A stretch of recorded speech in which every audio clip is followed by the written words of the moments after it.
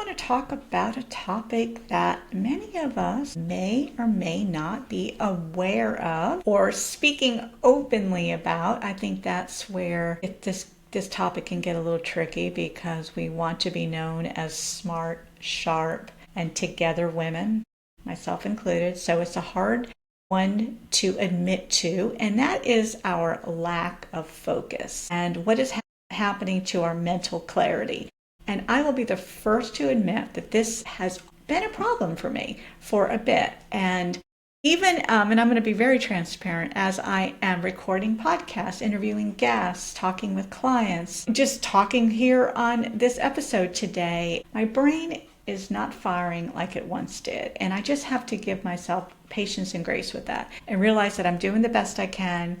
And my heart is here, and that's all that matters. But with this, there is, I know, a level of frustration. And I just want to be completely honest with, I hear you, I feel you, and I have gone through this as well. And now this topic came up in my type 1 in Midlife. We have a group coaching circle that is open to you if you're interested. So you can definitely check out the details right here in the show notes. We meet every Monday for a open discussion online, and we catch up, talk about topics, what we're working on, and we're there to support and to just continue to grow those relationships as we are navigating type 1 diabetes or diabetes in general. We do have a few members that are managing pre-diabetes, but we're all going through the perimenopause into menopause segment of our life. And I'll tell you what, just having that togetherness and those solutions that you can take home with and lean on, it's really making a huge difference in all of the members of our group's lives. So if you're interested, check it out, and you can see the details right here in the show notes. So this topic came up, and it's really just, it's mental clarity. How is our brains operating? And how is our brain operating now that we have hormonal changes and we're living with a disease that is inflammatory in nature? And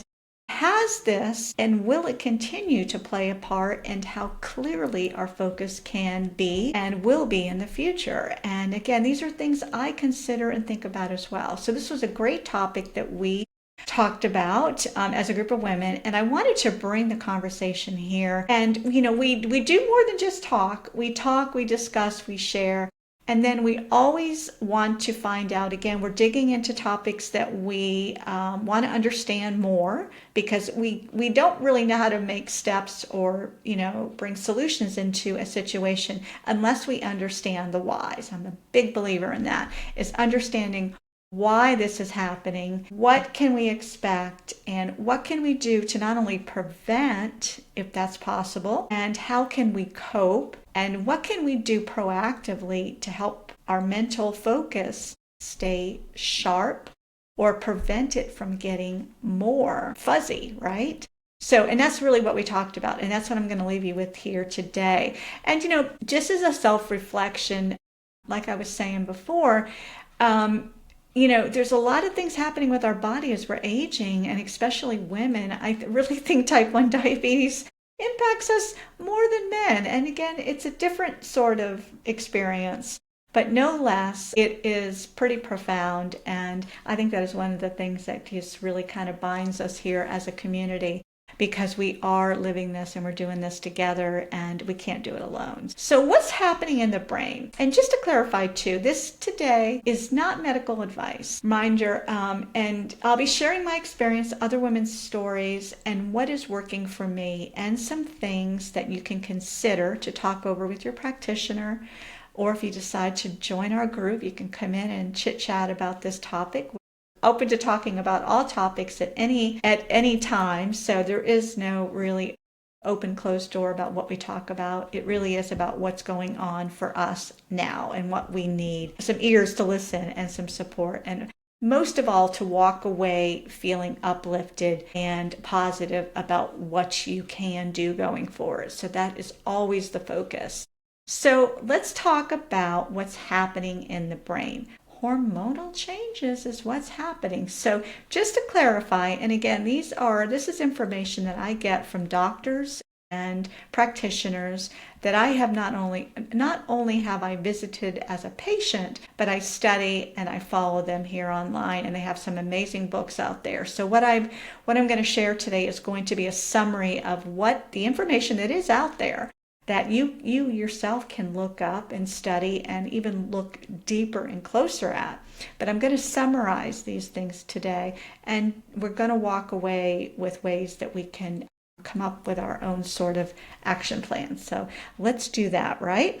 So the hormonal changes. Drop in estrogen impacts the acetylcholine. So these are key neurotransmitters, as I'm stumbling, for memory and focus. So as estrogen helps to regulate the glucose in the brain. This is another big deal as well. So brain fog isn't something that you're just imagining, okay? So, and Dr. Lisa Mosconi is, she's a pioneer in this whole area. She's a neuroscientist and author who specializes in Alzheimer's prevention, brain health, and the link between cognitive function and hormonal health. So you can visit her site, again, Dr. Lisa Mosconi, if you want to dig deeper into this, and check out her book, The Menopause Brain. I highly recommend her. She is really putting some amazing information and research out there for us to be able to refer to, which I think is really important.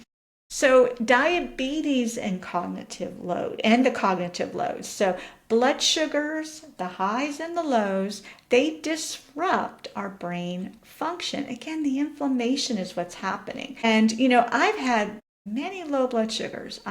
Something I've had to obviously accept because it's fact, it's happened.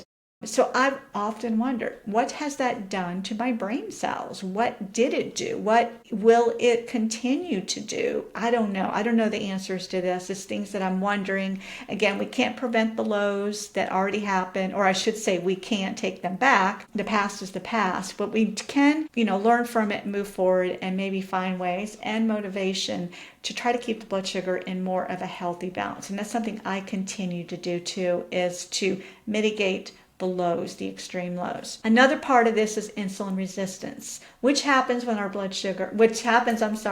our estrogen and our other hormones are dropping. Resistance starts to increase. That's a big topic that we talk about here on the show. And that affects how the brain uses energy. Again, the highs and lows, the swings in blood sugar are very, very detrimental to all the cells in the body, but especially from what we hear from research, the brain cells as well. And this chronic inflammation, when we're not kept in a good range, again, discuss with your doctor what that good range, what's the word? Again, I'm trying to pull the word out of my head, that doable range, which makes sense to you and your lifestyle. But the chronic inflammation and the vascular damage, including obviously the vascular vessels that are in the brain. So you see how all this is connected. So the double whammy, we're going through menopause and we have diabetes. This compounds the effects of what happens to all of us as we're aging, which is a little bit of natural mental decline. Again, some of this is natural, obviously. I don't think we can expect under normal circumstances, whether you have diabetes or not, to continue to be mentally sharp and focused as we once were. Again, I think it's another stage of life. Everybody's different. I think some people do have more tendencies to be sharper as their ages, and I've always admired them. Chances are they don't have diabetes. I don't know. But anyway, we all have some sort of a challenge. We all have an exposure to whether it's toxins, inflammation, and such that can impact our brain's strength, basically. But this is pretty profound when you are also living with a chronic disease. So think of slower thinking, the brain fog, and then the memory slips, right? So it's kind of a progressive sort of decline. And I think the sooner we can recognize these things, and I guess just being honest with ourselves as far as what's happening, what's different, I think the better, the outcome can be as we're aging. So just something to think about. Do you feel your healthcare provider is acknowledging this? Is this something they're asking you about? Or, and this could be your endocrinologist, it could be your hormone specialist, whoever you're seeing, or has it been brushed off as just normal aging? Again, normal aging. Is there a normal aging for those of us with diabetes? Again, that's another whole kind of topic and title that I don't even think the medical community has had a chance to even put a title around. But I'll be the first to say that aging with diabetes is just it's a different life. It just is. And I'm sure many of you can agree with that. So the emotional and the psychological impact. So again, we can feel frustrated. We can feel anxious. Again, these are also some things, signs of low. So again, some of these symptoms can kind of overlap or exasperate.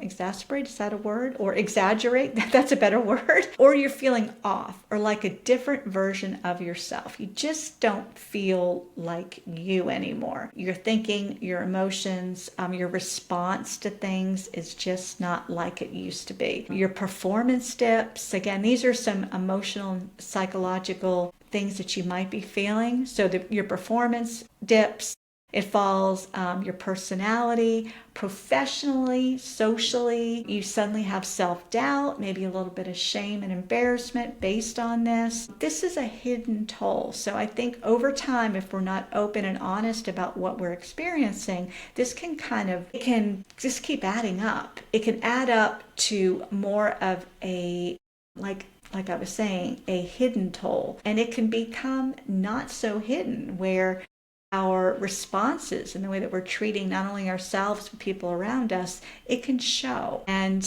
how we're feeling and that frustration can really it shows itself, it expresses itself, and it affects our relationships. And not only at home with our children, but also our work relationships and just being out and about on any sort of general social setting. So these are just some things to consider about why this is happening and how it really is impacting.